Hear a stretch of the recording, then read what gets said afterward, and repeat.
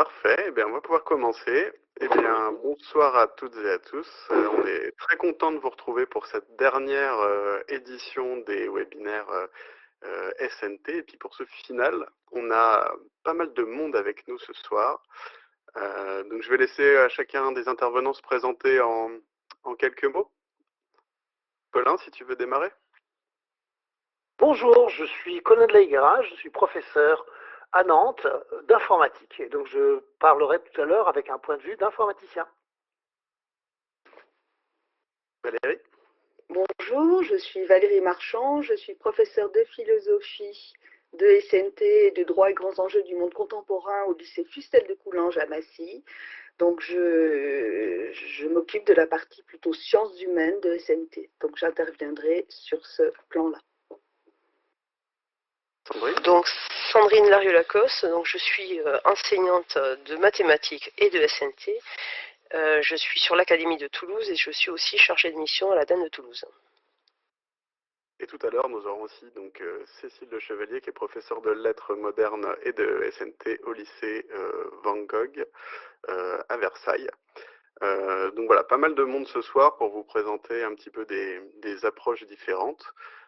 Et avant de commencer sur le volet conceptuel, historique et scientifique avec Colin, donc juste quelques petites consignes que vous commencez à connaître maintenant. Sur le live, vous avez en bas à droite le petit bouton du chat qui vous donne accès à la messagerie. Voilà, n'hésitez pas à laisser vos questions dans le chat. Moi, je récupère ces questions et on aura un temps d'échange à la fin des présentations avec les intervenants. Je vais laisser la main à Colin pour sa présentation.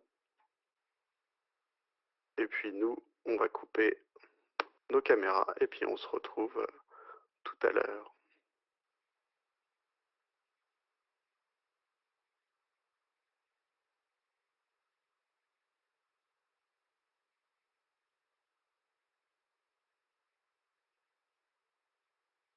Alors, je crois que vous m'entendez. Par contre, je vais essayer de charger ma présentation et autoriser le téléchargement ou je sais pas où je vais. Tac, ça marchait tout à l'heure. Le petit rond. Voilà. Le petit rond. Le petit rond. Parfait. Ça marche. Très bien. Bon, ben voilà. Donc bonjour, je me suis présenté rapidement. Je suis informaticien à Nantes et je ne suis pas nécessairement un spécialiste des réseaux sociaux, mais j'ai enseigné les réseaux sociaux dans le cadre d'enseignement de débutants en informatique, donc ce qu'on appelle le L1, depuis déjà une douzaine ou peut-être une quinzaine d'années, donc presque depuis le début. J'ai le souvenir des premiers cours où je posais la question qui dans la salle est sur Facebook. Et à l'époque, eh ben, il y avait 10% de la salle qui levait la main. C'est assez étonnant aujourd'hui de penser que ça pouvait se passer comme ça. Donc j'ai un biais déclaré, c'est que je suis informaticien. Donc je suis informaticien, j'ai un point de vue de scientifique et surtout c'est les questions liées à l'informatique dans les réseaux sociaux qui m'intéressent. Ça ne veut pas dire que les autres sujets ne m'intéressent pas. Normalement, quand je fais un exposé sur ce sujet, j'essaye de mixer les deux parce que, et c'est très important, surtout pour un public scientifique, de les alerter sur le fait que ce n'est pas une science neutre et qu'il faut prendre cette science dans un contexte. Donc, je le fais normalement, là, parce que le temps m'est compté et parce qu'il y a plein d'intervenants qui ont plein de choses à dire depuis un point de vue beaucoup plus SHS, mais je vais leur laisser en fait le soin d'aborder les questions de société tellement importantes là-dedans. Mais bon, juste pour prouver que j'en fais, on avait fait un webinaire de ce type-là il y a quelques mois, et là, le lien qui est ici permet de justement prouver que effectivement, on peut tout faire les deux choses de façon équilibrée. Alors pourquoi est-ce qu'il faut enseigner cela d'un point de vue informatique ou pas seulement? Donc le premier, c'est que en 15 ans, entre le moment où j'ai commencé à enseigner ce bidule et puis aujourd'hui, on a perdu ou on a gagné 1 heure de vie, c'est-à-dire par jour. Tous les jours, là en moyenne, on calcule qu'il y a 1h20 de Facebook fait par jour. C'est loin d'être négligeable, c'est même très important. Et donc, où est-elle passée cette heure? Un truc aussi important que ça, c'est assez logique qu'on en parle. C'est une vraie question importante. Alors, il y a une question plus importante, plus liée à l'informatique, mais quand même liée aux enjeux de société. C'est la relation entre les dates d'une part et le trafic d'autre part. On se souvient, plus ou moins confusément, il y a des grands propriétaires de données, que quelque part, les grands réseaux sociaux, mais de façon plus générale, les grandes entreprises du numérique et de l'Internet, sont en train d'amasser une quantité de données extraordinaire et que, bien entendu, cette connaissance fait leur richesse. Donc ça aussi, ça fait partie des choses importantes à quand même expliquer, que la richesse d'un grand géant de l'Internet, ce ne sont pas ses serveurs, ce ne sont pas ses algorithmes, la plupart du temps, ce sont des codes ouverts d'ailleurs, c'est pas par hasard. Donc sa richesse, c'est effectivement de détenir une quantité d'informations, une quantité de données extraordinaire. Mais il y a plus intéressant que ça, c'est de détenir le trafic. Autrement dit, la possibilité non seulement d'examiner les données pour savoir ce qui se passe, mais de pouvoir influencer sur le cours des choses, et dans ce cas-ci, c'est sur les vies des gens, je vous rappelle que c'est 1h20 de moyenne par personne, à travers des algorithmes, pour voir ce qui se passe.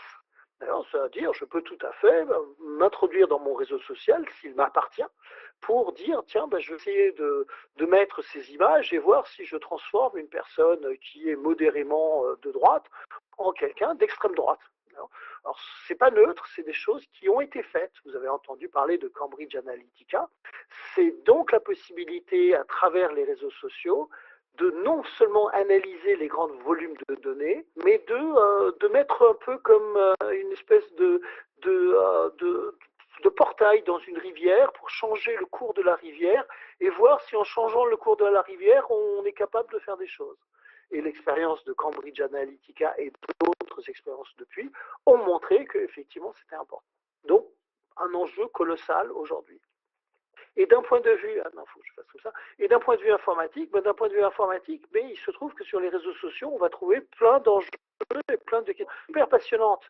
Toutes les questions de sécurité vont être là. Il y a des algorithmes partout pour pouvoir calculer quels sont les amis qu'on n'a pas vus, les amis qu'il faut absolument contacter, quelle est la meilleure façon de rejoindre tel ou tel endroit. Il y a plein d'algorithmes dedans, donc pour l'informaticien, c'est important. Bien sûr, les data aussi, c'est des sommes de data et donc d'interrogations de data qui sont géniales. Et ces data, on les interroger avec des algorithmes où on sait ce qu'on veut faire, où on peut les interroger avec des algorithmes d'intelligence artificielle. Et toutes les grandes entreprises aujourd'hui qui font des réseaux sociaux sont aussi parmi les meilleurs groupes de recherche en intelligence artificielle. Les grands laboratoires d'intelligence artificielle aujourd'hui ne sont pas des universités, ce sont ces grandes entreprises numériques. Pourquoi? Parce qu'elles ont des data de meilleure qualité. Or, l'IA, c'est la transformation des data en algorithmes. Si vous avez des super data, vous allez à la fin avoir des super algorithmes. Alors, on continue. Les réseaux sociaux d'histoire. Alors, pas tant que ça, là aussi, ça va être plutôt un domaine pour la science humaine. Mais bon, des exemples, que c'est vilain. Les exemples qui sont les plus connus, ce sont ces grands réseaux, où ce qu'on remarque, c'est la vitesse vertigineuse à laquelle ils sont passés de quelques utilisateurs, centaines d'utilisateurs, à des milliers, puis des millions, puis maintenant des milliards d'utilisateurs. Alors, pas toujours des histoires de succès, hein. Il y a aussi des réseaux sociaux, des grands réseaux sociaux qui se sont cassés la figure, mais bon, ceux qui sont là, ils sont quand même colossalement importants. Et quand j'explique ça aux étudiants, ce qui m'intéresse surtout, c'est là aussi de comprendre quelle est la richesse de ces entreprises et d'expliquer que c'est justement ces chiffres sur leur nombre d'utilisateurs qui en fait la richesse. Alors attention, parce que effectivement, ce n'est pas Facebook, ce n'est pas Zuckerberg qui a inventé les réseaux sociaux. Ils existaient bien avant. En fait, dès qu'il y a des collections de personnes avec des interactions entre ces personnes, des collections d'entités et des interactions, et qu'il y a des sociologues pour analyser ces interactions, il y a effectivement des réseaux sociaux. Donc la notion de réseaux sociaux, elle est apparue bien avant l'invention d'Internet.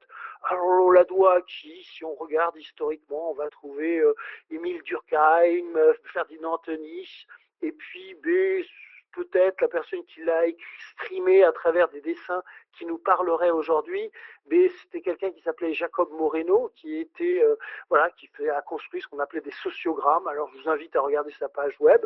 Il a eu une vie assez étonnante, mais derrière on va trouver beaucoup des concepts qu'on utilise aujourd'hui pour analyser les réseaux sociaux.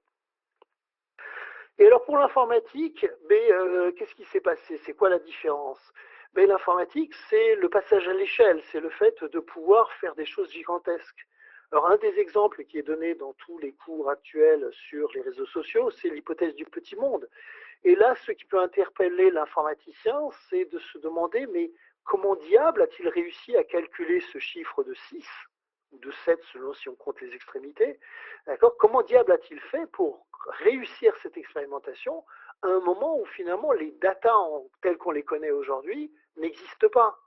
D'accord? À l'époque, il fallait effectivement avoir une démarche sur laquelle d'ailleurs on pourrait vraiment rentrer dans la contestation en train de se dire est-ce que je suis vraiment très convaincu par comment on y est arrivé?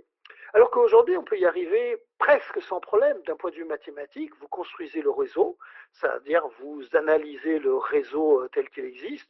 Vous faites ce qu'on appelle la fermeture transitive du réseau, c'est-à-dire vous êtes en train de vous demander entre deux points quelconques du réseau quelle est la distance. La distance, c'est exactement ce que faisait Milgram, c'est-à-dire j'essaye de calculer par combien de nœuds au minimum je suis obligé de passer pour aller d'un individu à un autre. Et donc, on peut arriver à ce résultat-là. Alors simplement, sur donc un réseau comme le réseau des réseaux à 2 milliards d'utilisateurs, vous ne pouvez pas faire l'algorithme qui est enseigné en première ou en terminale de fermeture transitive d'un graphe, et parce que tout simplement ça exploserait, c'est-à-dire que l'explosion combinatoire, qui n'est pas une exponentielle qui reste polynomiale, mais malgré tout, elle est incompatible avec obtenir un résultat. Donc ça signifie qu'il faut trouver des ruses et qu'il y a des algorithmes très très subtils qui vont être inventés par les ingénieurs de ceux qui contrôlent ce réseau pour finalement nous livrer leurs résultats. Alors quelques autres aspects informatiques des réseaux sociaux. Alors quelques autres sur quelques grandes familles de modèles ou de questions qui sont appliquées en particulier sur les réseaux sociaux. Alors j'en ai mis 4 en avant: la modélisation, la simulation, un truc qui s'appelle l'A/B testing, puis un quatrième dont je parlais mais qui est intéressante, c'est cette machine qui hack l'homme plutôt que l'homme qui hack la machine. J'ai décidé de ne pas parler de sociologie, mais je recommande le bouquin de Harari sur Homo Deus, d'accord, et sur justement les implications de cette informatique ou de cette IA sur des réseaux sociaux et sur le fait que c'est finalement non pas l'informatique qui s'adapte à nous, mais nous qui nous adaptons à elle. Alors, modélisation, simulation, A/B testing. Alors, de quoi est-ce que je vais parler là-dessus? Modélisation, c'est quelque chose qu'on fait, on se dit, dans beaucoup de cas, la plupart des cas, un réseau social, c'est des individus et c'est des interactions. Ça se finalement modélise avec des choses qu'on appelle des graphes. Les individus sont des sommets, donc sont mes petits ronds dans le dessin. Et puis les interactions sont mes traits qu'on appelle dans le langage de la théorie des graphes des arêtes ou des arcs, selon si je suis un graphe de type Twitter où je vais suivre Trump, mais Trump ne va pas me suivre. Je vous rassure, je ne suis pas Trump, mais il faut que je fasse des exemples pédagogiques. Ou des graphes de type Facebook, où si je suis ton ami, tu es aussi mon ami, donc finalement ça va dans les deux sens. Donc les graphes nous servent à modéliser une situation à condition de savoir créer des graphes qui sont bien fichus et ressemblent aux vrais graphes qu'on veut analyser. Donc ça pose des questions intéressantes qui sont des questions de génération automatique de graphes, c'est-à-dire qu'est-ce que c'est qu'un graphe de type social, et il y a beaucoup de travaux là-dessus pour nous expliquer que par exemple, vous pourriez construire des individus et de façon pile ou face, aléatoire, décider de mettre une relation entre deux individus. Vous obtiendriez un graphe aléatoire, mais ce graphe ne correspond en rien au genre de graphe qu'on aurait avec un réseau social. Donc il y a ce qu'on appelle une loi exponentielle pour dire que il y a quelques personnes qui ont beaucoup d'amis, puis beaucoup de personnes qui ont très peu d'amis, et que c'est ce genre de loi-là qu'il faut réussir mettre en œuvre quand on veut générer des graphes qui ressemblent aux graphes de réseaux sociaux. Pourquoi? Parce qu'on peut ne pas avoir accès à un graphe de réseau social, à un vrai, et dans ces cas-là, on va devoir créer des générateurs qui vont nous permettre de créer des graphes pour pouvoir ensuite faire de la modélisation là-dessus. Et si j'ai de la modélisation, ben, l'intérêt de la modélisation, c'est que ça me permet de faire de la simulation. Faire de la simulation, c'est me poser des questions. Par exemple, je prends un graphe que j'ai créé et qui est supposé ressembler au vrai graphe, à un vrai réseau social. Je peux à ce moment-là commencer à couper des brins là-dedans et me demander, par exemple, tiens, ce réseau social qui correspond à un groupe d'amis, imaginons qu'il y ait une fâcherie. Dans combien de groupes est-ce que ce réseau va se splitter, va se diviser? Donc les gens ont fait ça par exemple sur des partis politiques pour juste se dire, bon ben si le parti se fâche entre les deux factions qui sont en présence, qu'est-ce qui va se passer? Et on peut comme ça prédire si on va se retrouver avec deux groupes, avec trois groupes, avec un groupe dominant, etc., en faisant des hypothèses. C'est ça la modélisation, on fait des hypothèses, ces hypothèses on les fait tourner par des algorithmes sur les graphes, et on regarde les résultats. L'intérêt, c'est que ça permet d'anticiper et puis de ne pas attendre que la situation ait eu lieu pour voir ce qui peut se passer. Donc il y a beaucoup d'exemples de ça qui sont des exemples tout à fait pertinents et intéressants. Alors voici un exemple d'un truc qui s'appelle A/B testing, qui va juste nous rejoindre avec un peu l'histoire de Cambridge Analytica de tout à l'heure. Donc le A/B testing, ça commence à être des traitements informatiques qu'on va faire quand on dispose d'un réseau social et qu'on veut tester un nouvel algorithme. Donc là, c'est un algorithme de recommandation. Donc il s'agissait de recommander des vidéos scientifiques sur un site qui s'appelle videolectures.net. Il y avait un ancien système et puis on avait un nouvel algorithme de recommandation qui est l'algorithme de droite. Et comment est-ce qu'on fait pour faire ça? On fait comme finalement font les médecins pour traiter des médicaments. Ils vont prendre des populations qui sont à l'aveugle, qui ne savent pas s'ils ont droit à ce qui serait le placebo, c'est-à-dire l'ancien système, ou s'ils ont droit aux médicaments actifs, qui serait dans ce cas-ci le nouveau système. Et ensuite, on va laisser tourner les deux systèmes en parallèle. De façon aléatoire, les utilisateurs vont avoir droit aux recommandations d'un type ou aux recommandations de l'autre type. Et puis au bout de quelques générations, les générations c'est des époques, c'est-à-dire on peut attendre quelques semaines, peut-être quelques mois, et on va avoir des résultats et on va se rendre compte si le nouveau système de recommandation est plus utile que le précédent. On va juste regarder si les recommandations sont plus suivies. On va supposer que ça va vouloir dire que ça marche. Donc on voit l'intérêt de contrôler un réseau social, parce que ça permet de tester ces algorithmes. Si vous avez juste accès à des datas, vous pouvez regarder ce que d'autres ont fait, mais vous ne pouvez pas inventer, vous ne pouvez pas créer des algorithmes. Et donc, c'est vrai que c'est un enjeu aujourd'hui de voir que les universités, par exemple les universités françaises, n'ont pas leurs propres réseaux sociaux. Faire de la recherche sur les réseaux sociaux est en fait beaucoup plus difficile. Bien, alors modélisation, la modélisation numéro 1, elle passe par les graphes. Donc j'avais envie quand même de parler de graphes. Alors les graphes, c'est ça. Donc là, j'ai perdu mes personnages qui ne s'appellent plus Hervé, Jean ou Marie. Mes graphes, c'est tout simplement des sommets qui sont mes petits points auxquels je vais donner des noms ou je ne vais pas en donner. Et puis, je vais les manipuler. Alors, il y a beaucoup d'activités que j'ai vues passer avec le logiciel Gephi qui permettent justement de visualiser les graphes. Alors très bien, je me suis dit, tiens, je vais expliquer quelque chose pendant qu'on visualise les graphes. C'est qu'un des problèmes majeurs pour les théoriciens des graphes, qui sont souvent à la fois des informaticiens et des mathématiciens, c'est le problème de l'isomorphisme de graphes. Alors, le problème de l'isomorphisme de graphes, c'est Gephi m'a fait un dessin du graphe, mais peut-être qu'il aurait pu le dessiner d'une autre façon, c'est-à-dire exactement les mêmes éléments, il aurait pu les bouger un petit peu. Est-ce que je suis capable de reconnaître que c'est le même graphe? Donc voici deux graphes, puis je me rends compte qu'effectivement, il y a une numérotation qui est la même, mais la question c'est si j'avais pas la numérotation, si j'avais pas les A, B, C, D, est-ce que je serais capable de dire, ah oui, les deux graphes sont isomorphes, c'est-à-dire sont les mêmes graphes? Ça a l'air facile. Et maintenant, est-ce que les deux graphes que j'ai là sont isomorphes?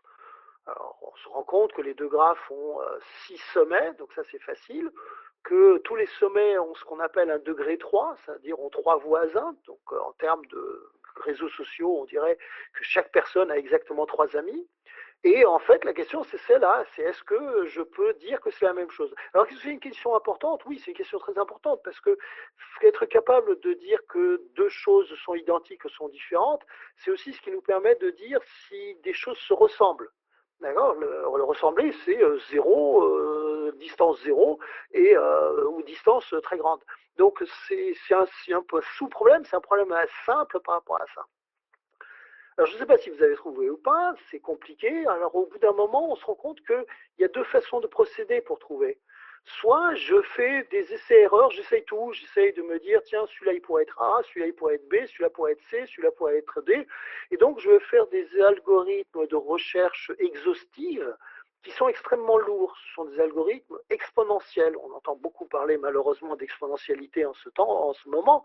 Et ce qu'il faut retenir sur l'informatique, c'est que des algorithmes exponentiels, c'est pas bon. C'est pas parce que j'ai une mauvaise machine, c'est que de toute façon, c'est pas bon de les avoir. Donc, est-ce qu'on peut faire autrement que ça?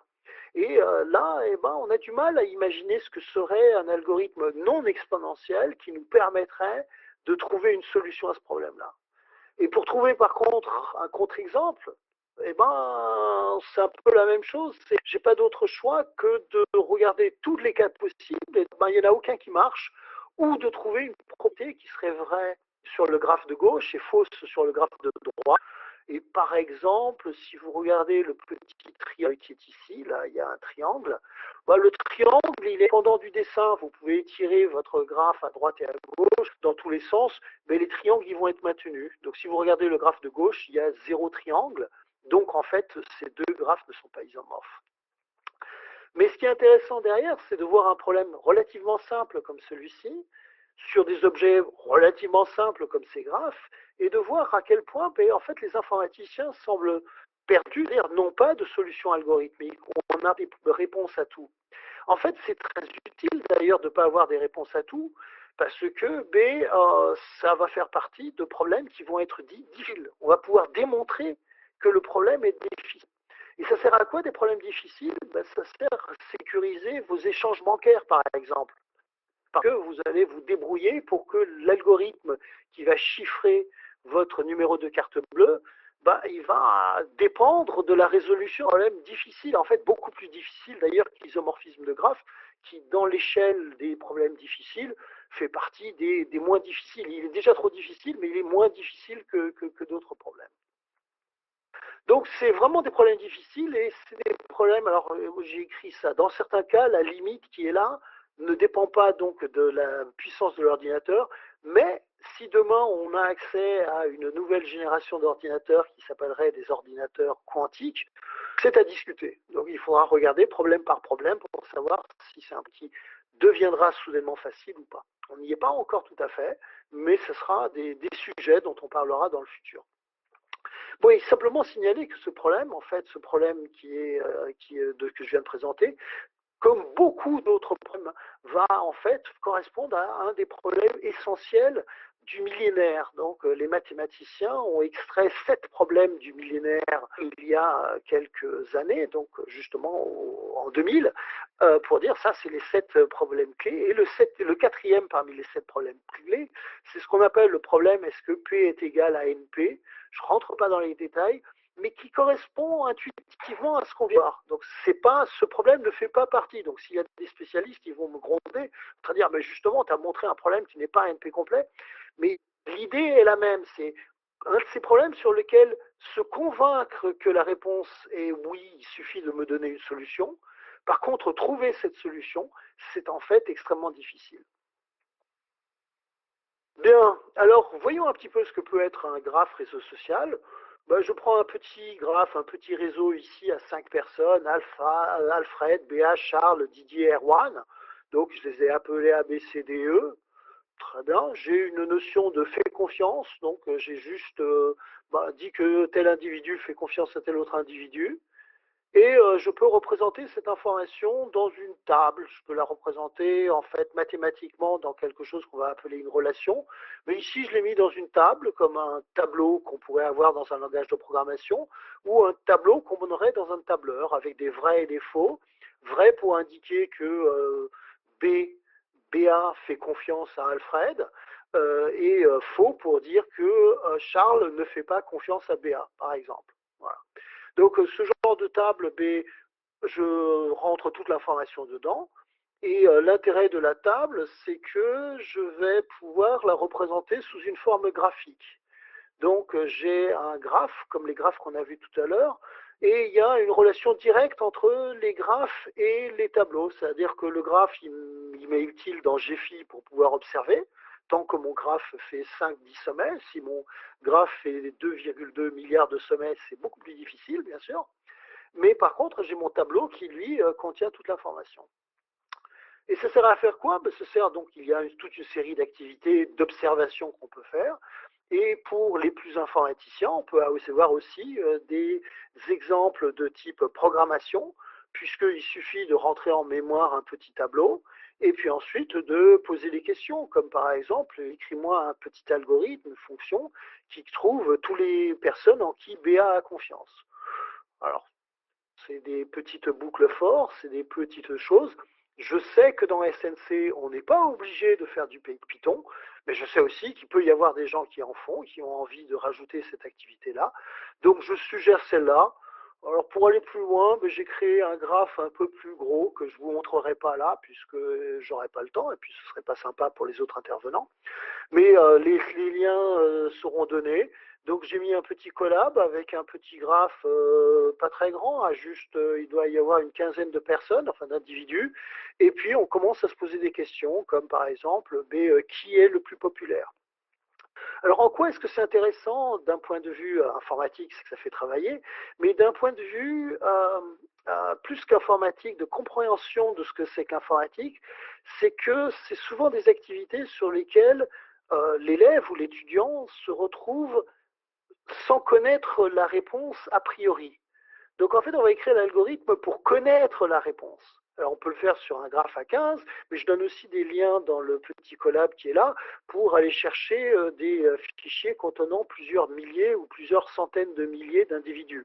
Donc il y a des open data de réseaux sociaux qu'on peut télécharger, qui sont anonymisés bien entendu, et lesquels on peut travailler.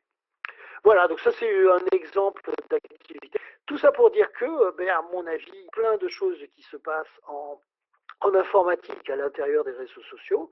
Je ne veux surtout pas minimiser les aspects sciences humaines qui sont essentiels, surtout dans la société et par rapport à cette tranche d'âge, mais on peut aussi se poser des questions d'informatique et des questions de sciences dures autour de ces objets-là.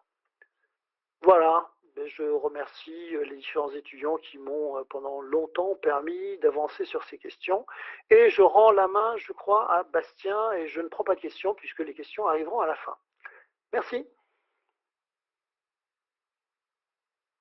Oui, tout à fait. Et d'ailleurs, je vous encourage à poser vos questions dans le chat. On reprendra les questions à la fin des présentations pour que vous puissiez discuter avec les intervenants.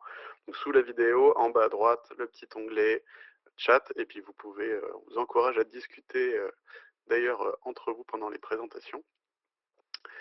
Je vais accueillir maintenant Valérie, si tu veux bien. D'accord, je charge ma présentation. Charger ta présentation, voilà. Donc, attends, ok. Et je tourne ça. Alors, donc, voilà. Alors, je ne vais peut-être pas, moi, mettre la caméra puisque je n'ai pas un flux qui est très, très bon. Donc, je vais surtout présenter des exemples de mise en activité des élèves, sachant que il s'agit d'élèves de seconde, et donc il faut quand même leur présenter des activités qui leur soient adaptées. Hein. Moi, je suis professeure de philosophie à l'origine, donc j'ai l'habitude d'élèves un peu plus grands. Alors, Donc, je voulais déjà mentionner l'organisation de l'enseignement, oh là là, ça fait pas joli sur la diapo, de l'enseignement de SNT dans mon lycée. Nous avons choisi en fait de couper l'année en deux.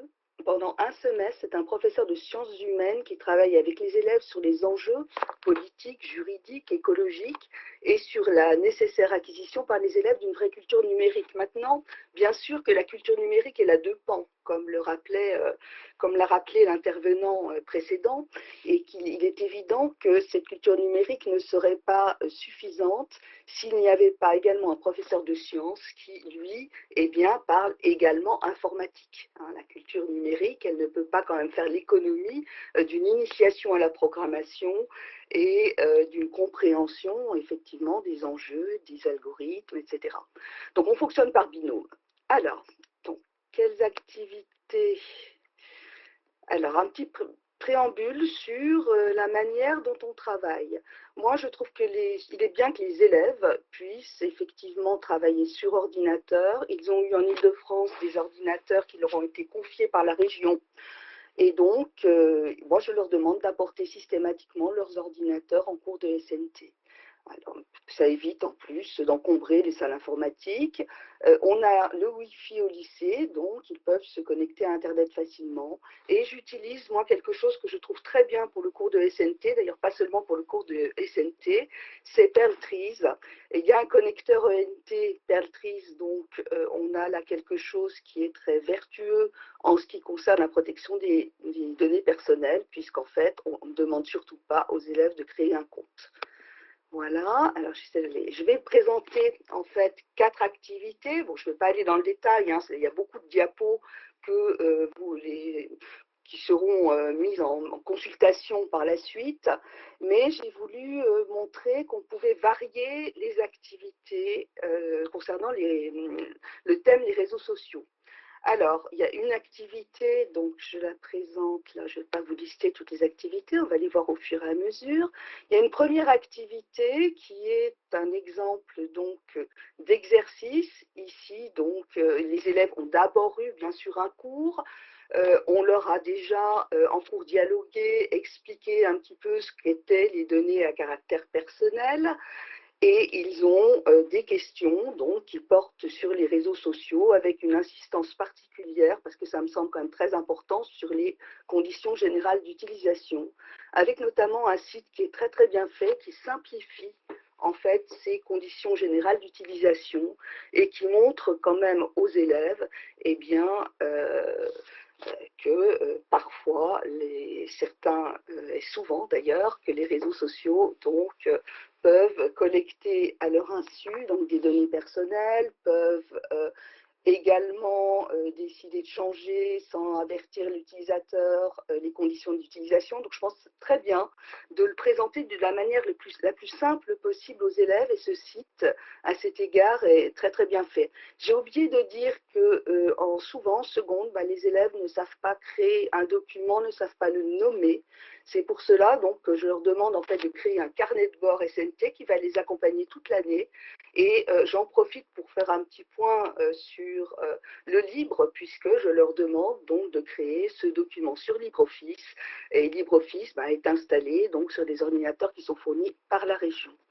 Je poursuis. Alors donc ensuite, il y a un travail collaboratif à faire en autonomie. Donc ils doivent choisir, il y a des groupes qui ils choisissent un réseau social parmi ceux qui sont proposés.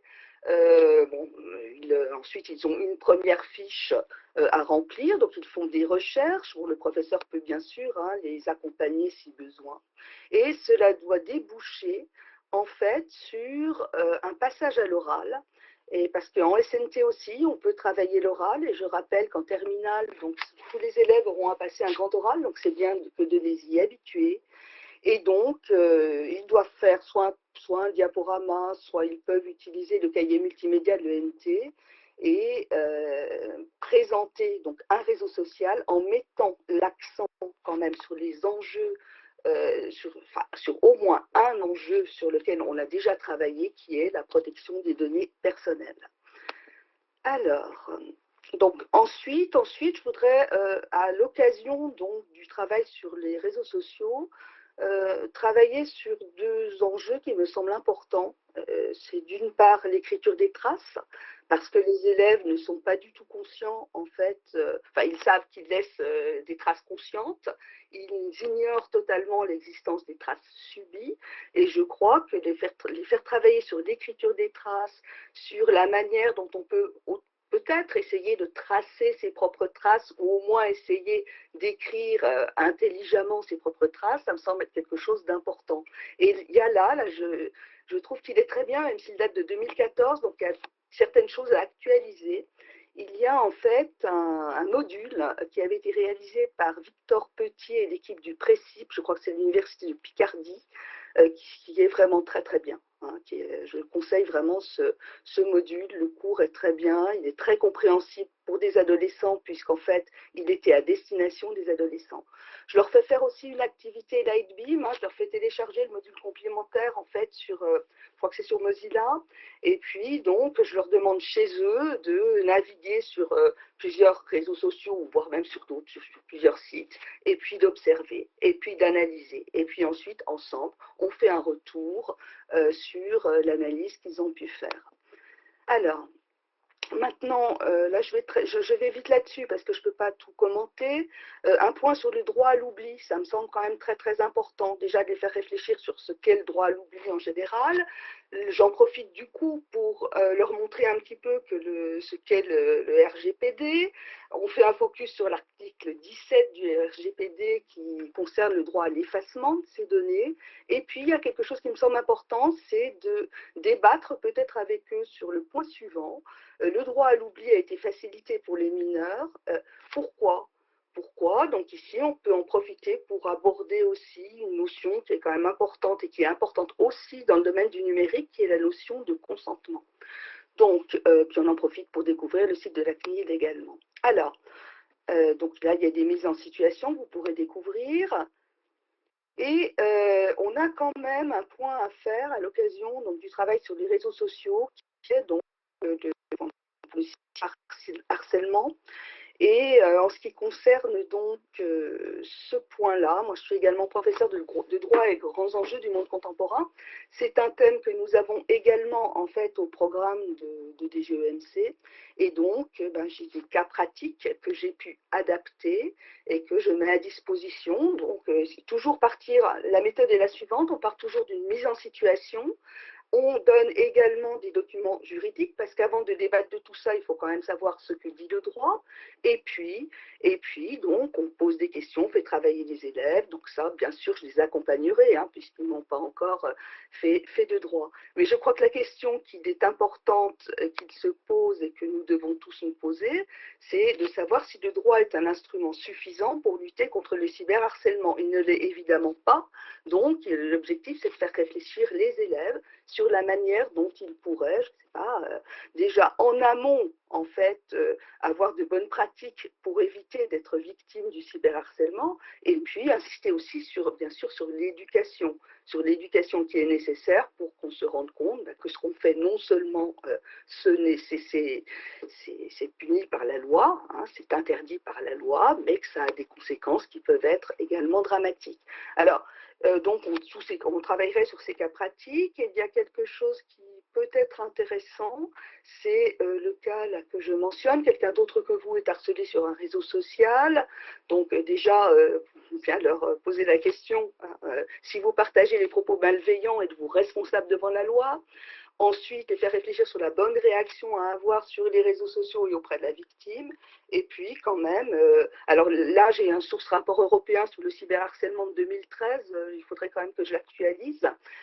Donc, je vais le faire prochainement. Et toujours, encore une fois, les faire réfléchir sur le fait que c'est important qu'il y ait du droit, qu'il doit savoir ce que dit le droit, mais que le droit ne peut pas à lui seul tout. Voilà, donc du coup je suis allée vite, mais je crois que j'ai tenu presque 10 minutes. Donc oui, je termine juste en disant que je crois qu'il ne faut pas oublier qu'on a affaire à des élèves de seconde, dont dont on pourrait penser au départ qu'ils savent tout, mais qui en fait sont ignorants sur énormément de choses concernant le numérique. Voilà, j'ai terminé. Merci Valérie. Et ben, on va pouvoir enchaîner avec Cécile, si tu es là et connectée. Oui, je suis là, donc je vais charger ma présentation moi aussi. Bonjour à tous. Est-ce que vous m'entendez? Oui, c'est parfait.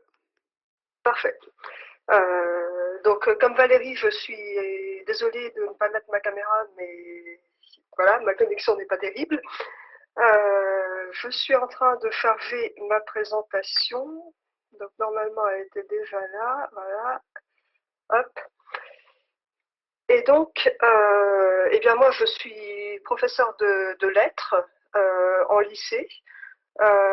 Et donc j'enseigne aussi les SNT et du fait de ce grand écart disciplinaire, eh ben, je me suis tout de même intéressée à la possibilité d'effectuer des croisements lettres SNT. Donc ce que je vais vous présenter, ben, c'est une proposition que j'ai tenté de mettre en œuvre alors l'an dernier, mais c'était un peu difficile parce que je suis arrivée, enfin je n'enseignais pas les SNT l'an dernier comme j'arrivais dans mon lycée. Et par ailleurs, le moment où j'ai abordé une œuvre qui aurait pu se croiser avec les réseaux sociaux, eh bien c'était pendant le confinement, donc évidemment c'était un tout petit peu délicat, mais j'ai néanmoins réussi à faire des choses. Alors, je vais rebondir un peu sur ce qu'a dit Valérie concernant le thème réseaux sociaux en SNT, parce que Valérie a insisté beaucoup finalement sur différents aspects que je ne vais pas aborder ici. Donc l'identité numérique, les réputations, l'identification, l'authentification, bien sûr, c'est très important. Les réseaux sociaux existants, les modèles économiques des réseaux sociaux et les cas de cyberviolence, c'est très important aussi. Mais en ce qui me concerne, je me focalise plutôt sur ce que quelqu'un a présenté au moment où je suis arrivée, c'est-à-dire les graphes, et plus particulièrement sur des manipulations avec des graphes simples, alors rayon, diamètre, centre d'un graphe, et même un tout petit peu plus loin quand c'est possible. Alors du coup, si la diapositive veut bien se charger, je vais rappeler très brièvement ce qu'est un graphe, mais je crois qu'on l'a déjà fait précédemment. Donc évidemment, par rapport à une matrice ou à ce qu'on peut appeler un tableau, eh bien, un graphe, ça présente l'avantage de proposer une visualisation beaucoup plus claire des relations, par exemple, entre différents utilisateurs d'un réseau social.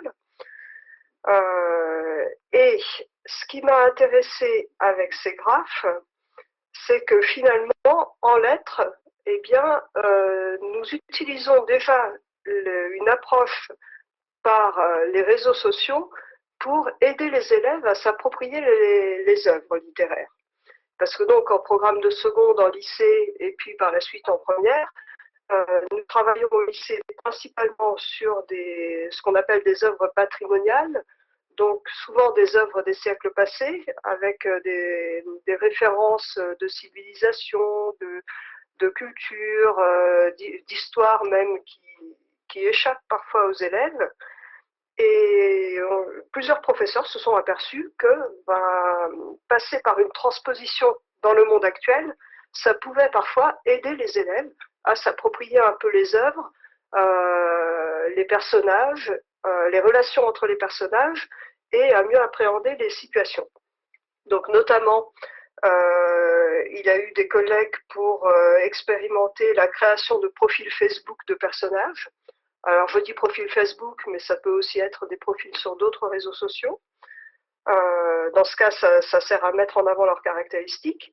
Et puis, on a aussi expérimenté des transpositions de dialogues en échange de messagerie instantanée, avec évidemment des transpositions intéressantes du fait de l'instantanéité, mais qui permettaient aussi de mieux cerner la portée des échanges entre les personnages. Donc les enjeux, bien sûr, c'est de permettre aux élèves de mieux se représenter les situations et d'en appréhender les tenants et les aboutissants.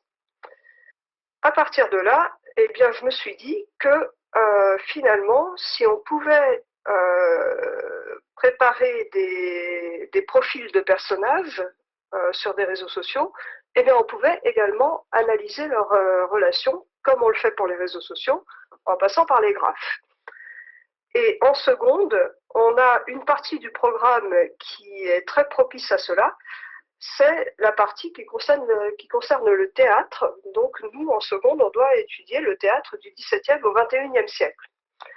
Alors, bien souvent, les collègues étudient au moins une pièce du XVIIe siècle, et les pièces du XVIIe siècle du théâtre classique présentent cet avantage d'être des pièces très structurées de façon très très claire, avec une séparation en actes très, très marquée, et des caractéristiques, enfin une identité de chaque acte qui en général est bien marquée aussi, que ce soit au niveau des lieux ou que ce soit au niveau des rôles des personnages.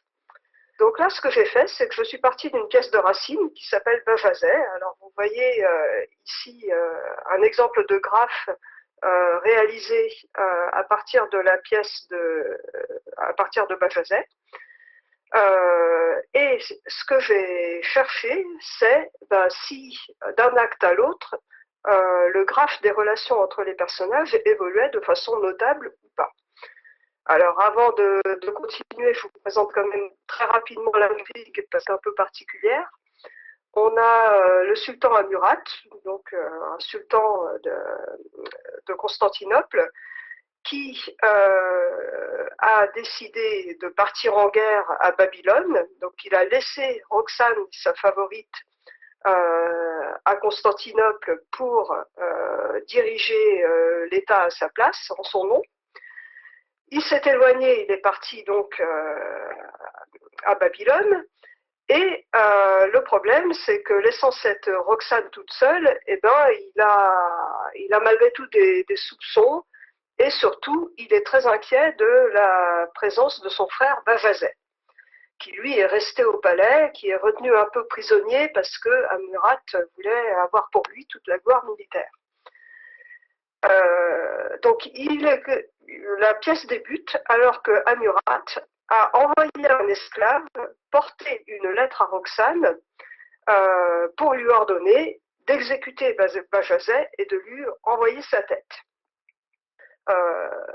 Roxane ne va pas exécuter cet ordre d'Amurath parce qu'elle-même est tombée amoureuse de Bajazet. Le problème, c'est que nous sommes dans un harem à peu près à l'époque de Louis XIV, et donc la favorite du sultan ne peut absolument pas fréquenter ouvertement le frère du sultan. Donc Roxane, au début de la pièce, passe par Attalide, une femme du harem, qui est la cousine de Bajazet, et qui peut donc lui porter secrètement les lettres de la favorite sans se faire soupçonner. Par ailleurs, on a donc un grand vizir Akomat, son confident Osman.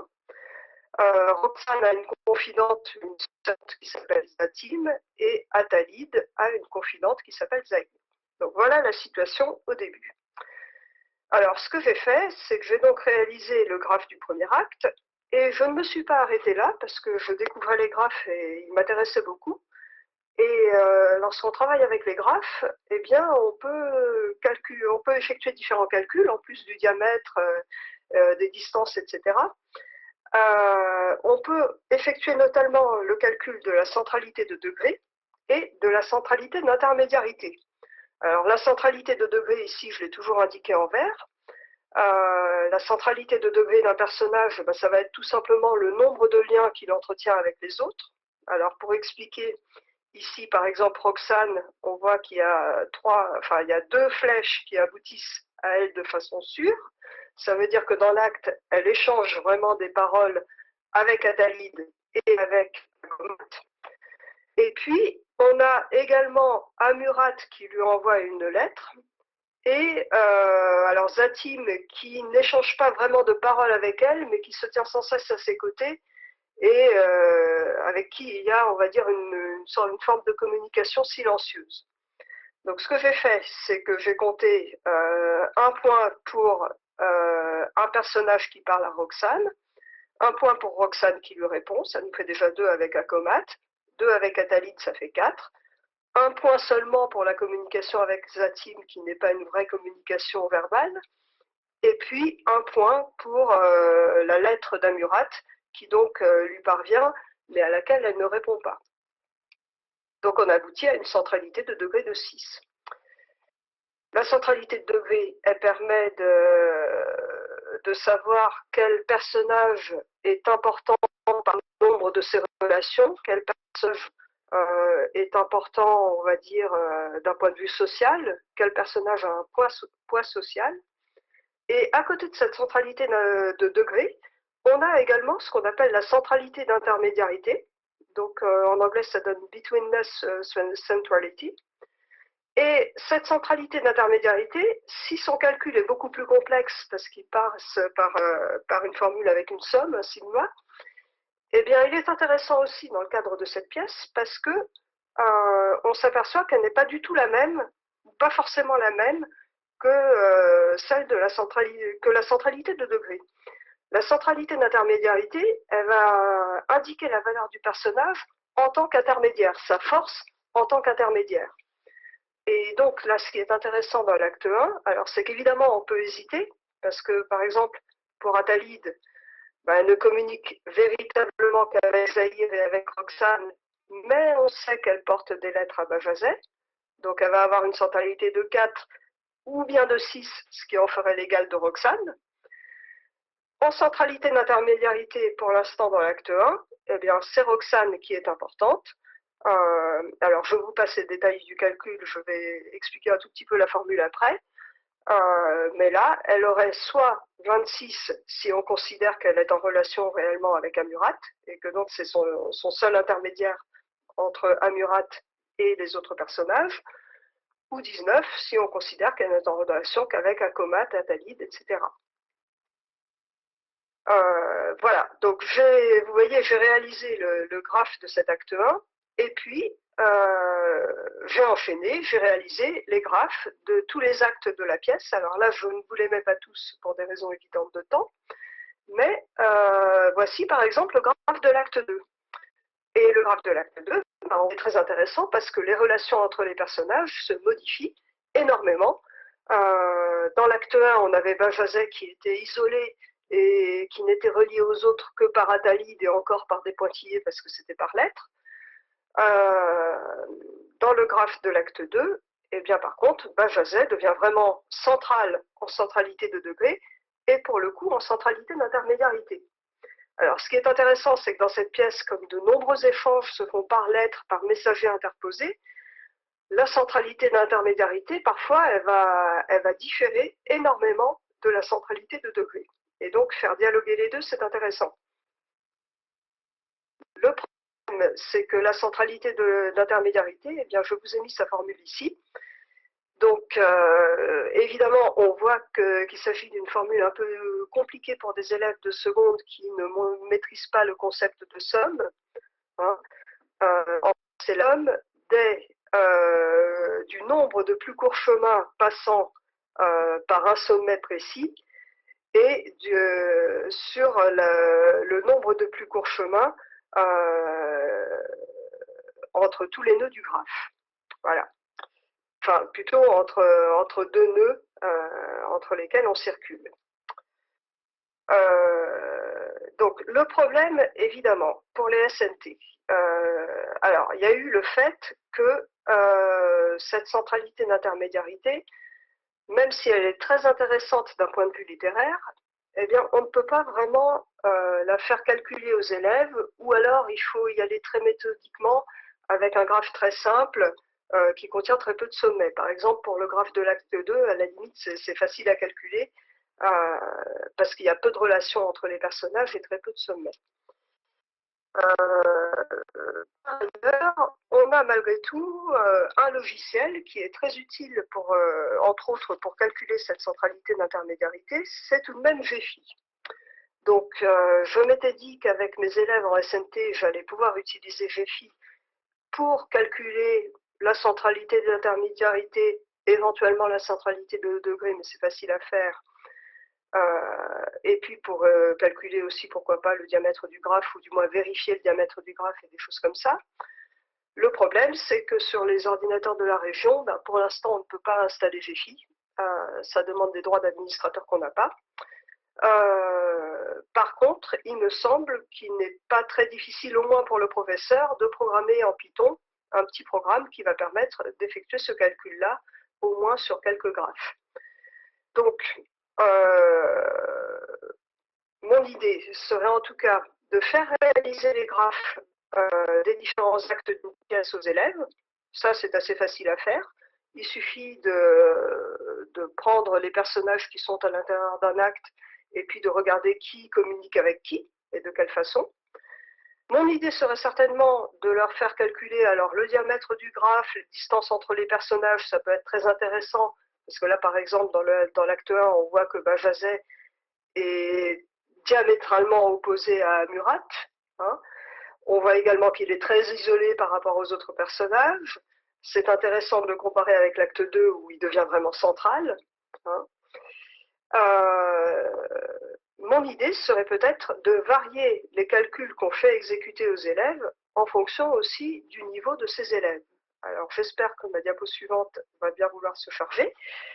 Je vois que pour l'instant elle ne se charge pas.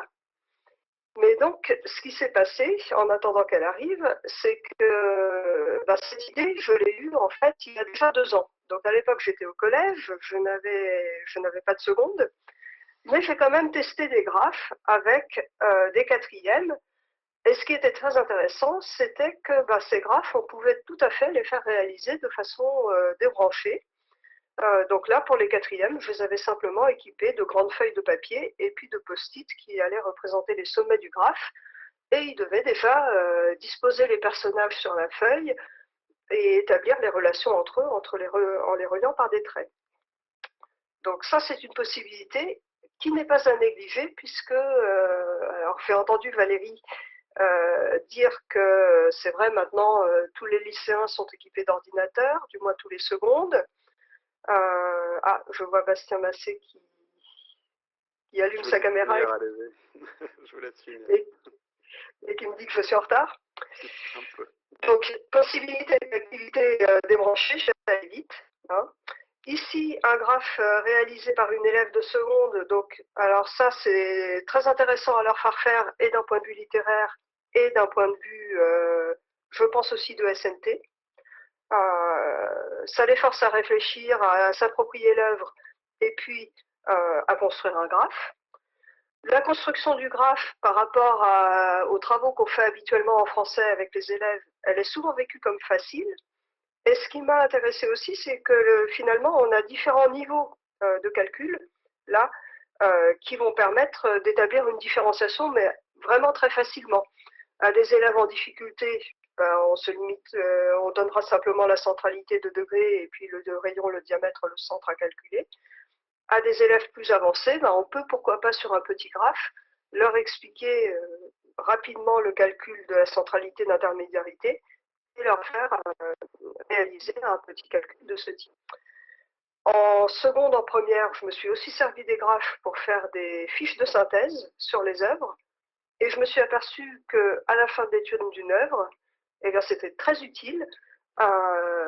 Ça permettait de réviser, de se remémorer ce qui se passait à l'intérieur de chaque acte, surtout lorsqu'on résume à côté du graphe les points importants de l'acte, les moments importants de l'acte, et qu'on met en relation ce que font les personnages dans l'acte et leur importance dans le graphe. Donc ça, je me suis aperçu qu'en fait, ces fiches-là, elles étaient vraiment utiles pour les révisions pour le bac, et puis pour finir de s'approprier l'œuvre. Je crois que j'arrive à la fin de mon exposé, donc juste là, vous verrez plus tard, je vous ai mis quelques références pour aller plus loin sur les graphes et la littérature. Et je rends la parole à Bastien Massé. Merci beaucoup. Et moi, je vais la rendre de suite à Sandrine. Allez. Le temps de te laisser charger tes slides. Oui. Et bonjour puis, à tous. rappeler à tout le monde, voilà, n'hésitez pas à laisser les questions dans le chat. Hein, on prendra un petit temps pour discuter tous ensemble à l'issue des présentations. Je te laisse la parole. Donc bonjour à tous, donc je suis Sandrine Larieux-Lacoste, je suis professeure de mathématiques, hein, donc j'ai adoré voir des collègues de lettres faire des mathématiques, donc comme quoi c'est vraiment une matière qui peut être partagé par plein de monde. Donc je vais être très très rapide puisque pour permettre aux personnes qui assistent à ce webinaire de poser des questions.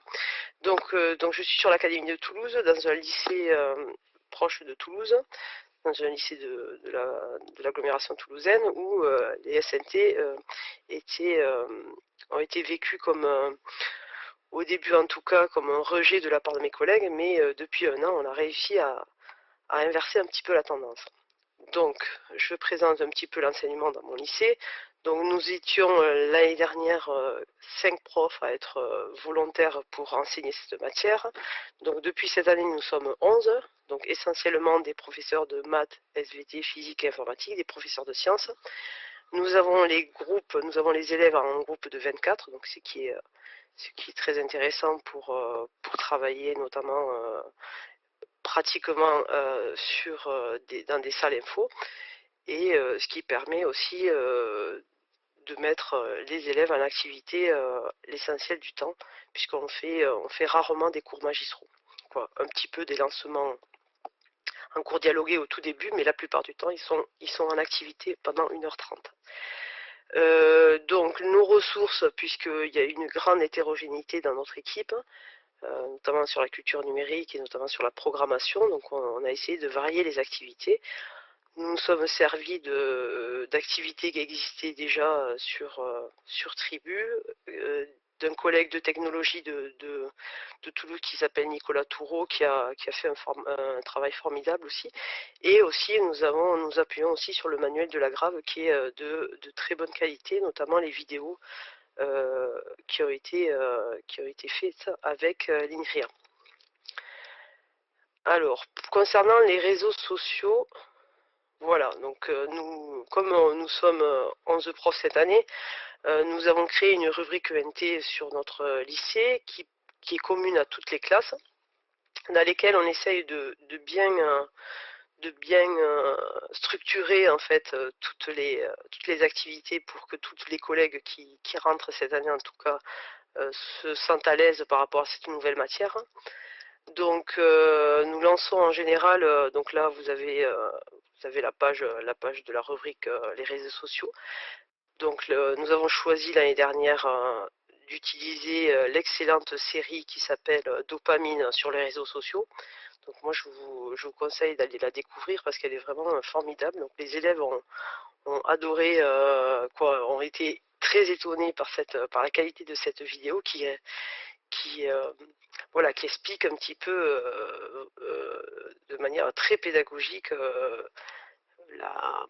on va dire la conception d'un réseau social, notamment Instagram pour les jeunes, mais il y en a bien d'autres. Il y a Facebook qui est moins utilisé par les jeunes, mais c'est vraiment très bien fait, je vous la recommande. Donc Dopamine. Ensuite, nous mettons ici les activités, les 3 activités que je vais vous présenter. Ensuite, nous utilisons les tests de connaissances du manuel de la Grave, les fiches de connaissances et ensuite le lien avec Pix.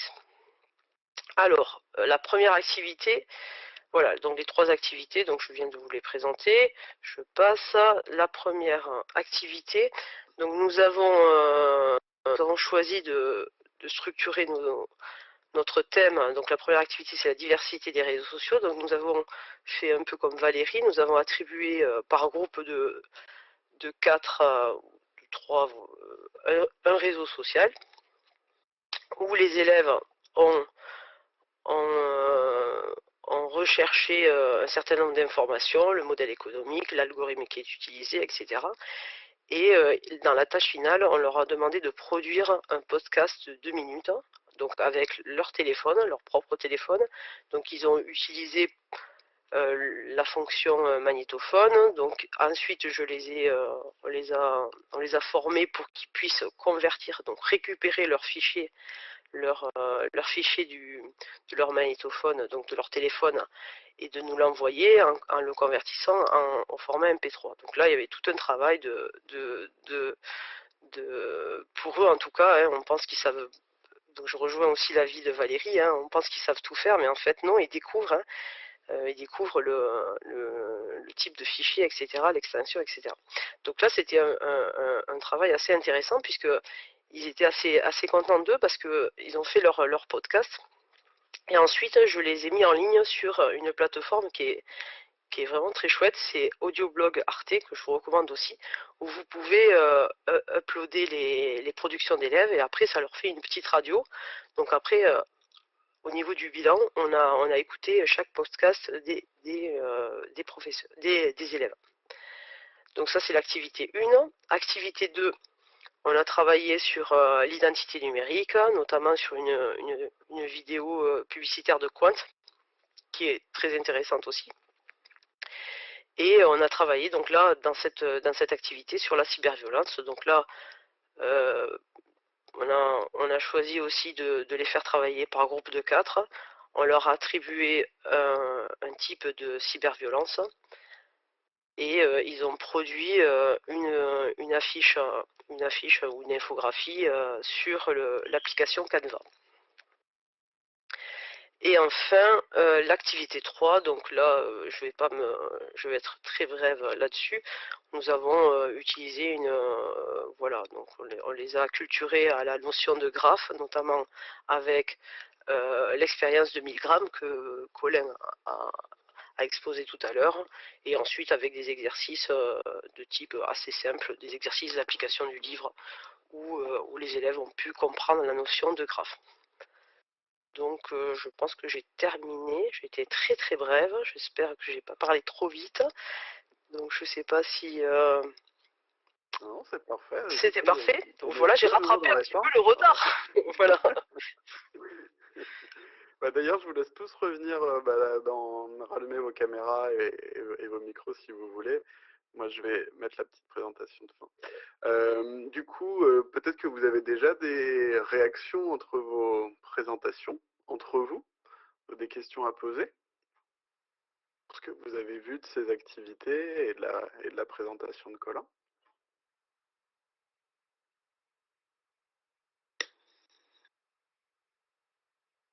Alors, été limpide.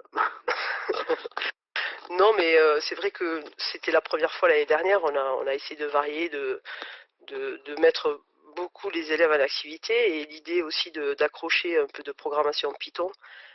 J'ai vu un petit peu l'activité que propose Colin, me semble intéressante. On l'a pas mis en place l'année dernière parce que c'était un peu compliqué, voilà, d'acculturer tout le monde au numérique, notamment des collègues de SVT qui en étaient un peu éloignés, mais vraiment, cette année, c'est beaucoup plus fluide. Les collègues sont vraiment très contents d'avoir pu découvrir Python, notamment, parce que pour eux, c'était assez compliqué, mais finalement, le fait de manipuler et même les élèves, de les mettre en activité, c'était intéressant. On était presque tous au même niveau que les élèves. C'était voilà, c'est une belle aventure. J'espère qu'elle va se poursuivre, et que certains lycées vont prendre plaisir à enseigner cette matière, quoi. Certains collègues, en tout cas, moi j'y prends beaucoup de plaisir.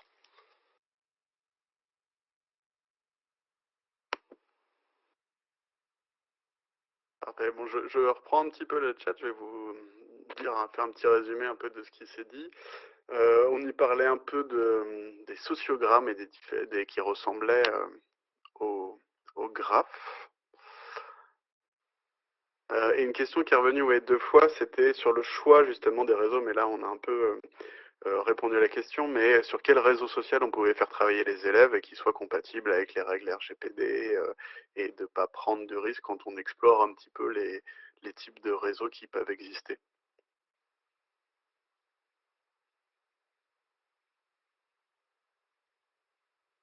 On t'entend pas, Colin, t'as pas de micro. Tu as un micro, mais tu n'as pas mis ton casque.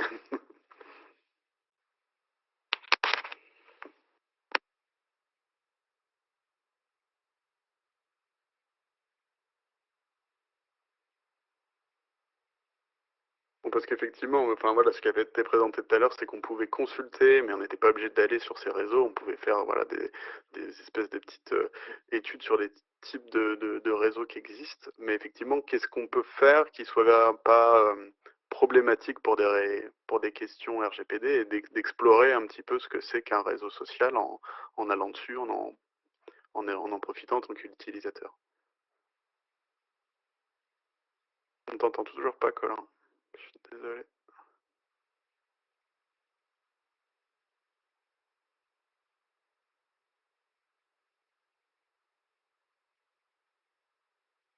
Hein, si tu as débranché ton micro, tu vas peut-être devoir te reconnecter.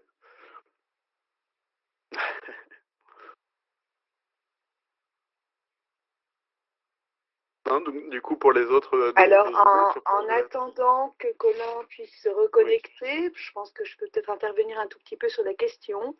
Moi, je voulais travailler en fait avec Jeffy sur Twitter, parce que donc c'est super, effectivement, pour identifier les différentes communautés. Le problème qui se pose, c'est que nous n'avons pas le droit de demander aux élèves de se créer un compte sur Twitter, ni d'ailleurs sur Facebook, ni d'ailleurs sur quoi que ce soit.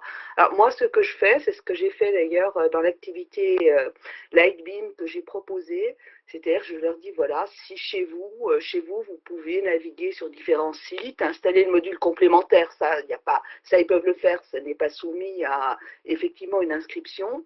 Et puis voilà, mais c'est un vrai problème. Ou alors il faudrait effectivement que le lycée crée, il faudrait arriver peut-être à créer un compte avec une de nos adresses, mais je crois qu'il faut être très vigilant là-dessus. Il faut faire très très attention si on veut être respectueux en fait des données personnelles des élèves et si on veut être en adéquation avec ce qu'on leur dit. Voilà. Et puis une des réponses qui a été posée dans le chat, c'est pourquoi pas déjà commencer par l'ENT pour commencer de voir un petit peu ce qui se passe. Alors c'est pas un réseau social, mais effectivement de hub d'information, sans prendre de risques, et ça peut être l'occasion de le faire. Vous m'entendez? On t'entend, Colin. Oui. Très bien. Donc en fait, je crois qu'il y a deux enjeux. Il y a un enjeu de, en fait, tous ces aspects. Je suis une personne qui suis sur un réseau social, et donc qu'est-ce que je dois faire? Comment est-ce que je dois gérer mon identité numérique? Ce genre de questions. Donc ça, c'est très compliqué. Et puis, je suis pas certain de comment gérer ça avec un vrai réseau ou même avec un réseau qu'on créerait pour ça. Et ensuite, il y a tous les enjeux de regarder tout ce qu'on peut faire quand il existe un réseau social, c'est-à-dire en fait finalement la richesse de l'information qu'il y a dedans. Donc ça c'était clairement d'une certaine manière le discours de Cécile qui était, bon, il y a une phase de construction du graphe, mais voilà, on peut analyser le graphe et trouver derrière toutes sortes de choses. On peut obtenir de l'information. Soit dit en passant, ça me rappelle, il y avait des superbes graphes qui correspondaient à des romans policiers, et où on faisait aussi des graphes entre les personnages sur les différentes scènes, et ensuite on raisonnait sur les graphes pour pouvoir déduire qui était le coupable, qui était l'assassin. D'accord? Donc c'est des choses qui existent quelque part, où on fait un raisonnement sur les graphes dans le temps. Ça ressemblait un petit peu à ce raisonnement qu'il y avait tout à l'heure. Mais bon, imaginez un graphe pour l'analyse, un graphe qui parle aux élèves, ce serait génial. C'est-à-dire qui non pas à peut-être à des vrais personnages, mais à des personnages de fiction, mais qui parlent suffisamment pour que quelque part ça s'implémente. C'est pas très compliqué non plus, hein, mais ça devrait pouvoir s'obtenir. Ça pourrait être génial. À réfléchir. Ah ouais, l'objectif de le faire en activité comme on l'a présenté tout à l'heure, ça c'est intéressant parce qu'effectivement on construit le réseau, on l'analyse, on voit les relations et puis on le fait au fur et à mesure. Et il y a pas mal d'exemples de choses même qui spontanément ou qui sont pas des réseaux, mais justement de refaire ces graphes-là et de tracer. J'en avais parlé à Colin, mais il y avait un mème sur Reddit qui consistait à avoir une personne qui avait posé une photo du tableau de sa mère et ensuite un commentateur a fait le tableau du tableau du gars qui pose avec sa mère, et etc. Et en fait, à chaque fois, toutes les personnes repeignaient la personne qui tenait le tableau, qui tenait la photo, qui tenait la photo. Et forcément, il y a des gens qui ont commencé à faire cette projection-là et à créer la traçabilité de tous les utilisateurs Reddit. Donc ça se chiffrait en milliers la dernière fois que je suis allé voir. Mais voilà, c'est des choses qui se sont créées spontanément comme ça. Après, l'autre enjeu, c'est qu'effectivement, même si on est sur un réseau social et qu'on l'analyse ou qu'on va dessus, c'est qu'on n'a pas accès aux données. En fait, on va être à l'intérieur de ce que disait Colin au début. On va être à l'intérieur de de ce graphe, de ce réseau, mais on n'a pas accès à l'ensemble des points et on n'a pas forcément les informations pour nous permettre de naviguer à l'intérieur.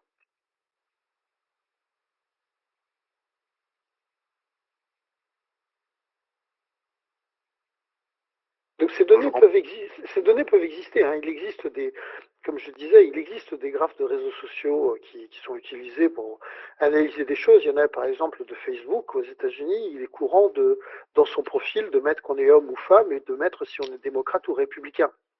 Et alors bon, simplement là c'est anonymisé, ce qui veut dire que en fait vous êtes un ou deux et on ne sait pas si un est démocrate ou républicain.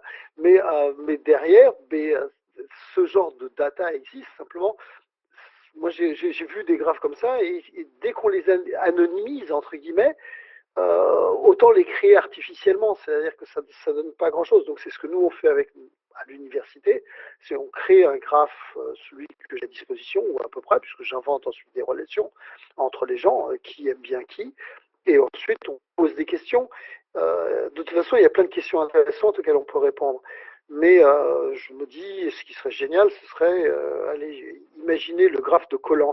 D'accord, ce serait absolument génial, quoi, de les faire bosser sur le graphe de koh et deviner qui est le prochain éliminé, d'accord, par les réseaux sociaux. Ce serait spectaculaire.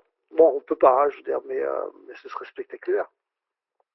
Il me semble que ça existe pour Game of Thrones, justement pour la traçabilité des meurtres et des prédictions entre les saisons. Alors maintenant, bon, les saisons sont finies, on sait à peu près, mais pendant un temps, il y avait des tentatives de prédiction, justement, de relations entre les personnages.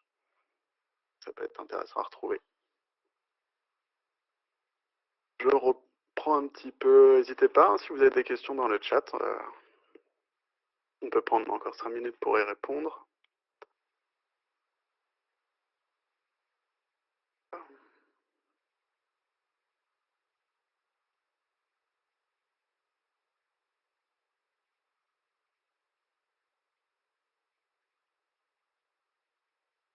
Alors, il y avait une question sur le site TOSDR, à savoir s'il était uniquement en anglais.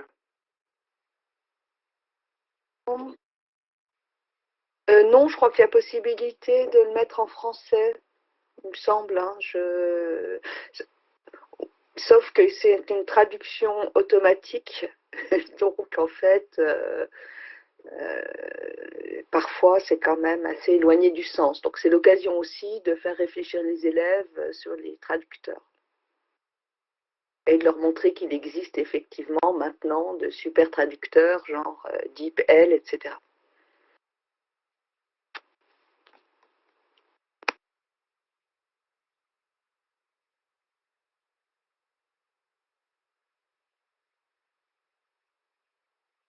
Très bien. Bah écoutez, je pense qu'on est dans les temps. Je vous remercie encore tous pour votre participation. C'était agréable d'être aussi nombreux pour ce dernier épisode des webinaires SNT. Du coup, bah, j'en profite déjà pour remercier toutes les personnes qui sont encore en ligne et qui nous sont suivies, parce que c'est vraiment agréable pour nous, voilà, même si c'est à distance, d'avoir des personnes en direct qui posent des questions, qui interagissent et qui nous suivent sur ces présentations. Donc on a été quand même plus de 1600 à suivre ces webinaires SNT sur les 7 sessions qu'on a faites sur les thèmes. Du coup, j'en profite aussi pour remercier l'Académie de Versailles déjà pour son soutien, son organisation, la technique parfaite. Également Google for Education qui a soutenu financièrement l'organisation de ces webinaires. Et puis Simplon et la Fondation C'est Génial qui nous ont aidé à trouver les intervenants avec ceux du réseau ClassCode pour pouvoir vous permettre d'avoir des intervenants et des activités sur chacun de ces thèmes. Donc, encore une fois, vous retrouverez tous ces webinaires en replay sur le site de l'Académie de Versailles avec l'ensemble des documents et des présentations. Et puis pour la suite, nous on a encore quelques idées. Donc n'hésitez pas à nous suivre. Voilà, je vais vous remettre sur la slide sur les réseaux sociaux pour que vous puissiez justement vous tenir au courant de ce qu'on pourra proposer par la suite. Donc voilà, encore merci à toutes et à tous, et puis je vous souhaite une très bonne soirée. Bientôt. Allez, au revoir. Bonne soirée.